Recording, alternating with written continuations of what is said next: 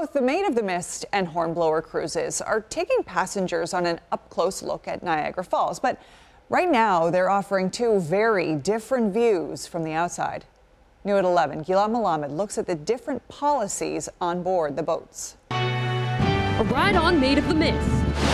A view of the falls and a view of a ghost boat. Just looking at the difference, we were like, is the boat even open? I honestly thought it was just like a test run. These Maid of the Mist passengers are talking about the Hornblower cruise, the Canadian side's counterpart. While the boats look quite different, both companies are following the rules of their governments. Some say this is indicative of how the countries are handling the coronavirus. It was weird seeing how like the two different levels. The Maid of the Mist is allowed to operate at 50% capacity. That's 230 passengers. The company says the average trip is 165. Writing in a statement, there are social distancing markers and guests are required to wear face masks. We had enough space. We had enough amount of space. But I think it was a little too much for trying to keep the virus, not to spread. When the Hornblower first reopened, it self-imposed the 30% capacity, 210 passenger limit.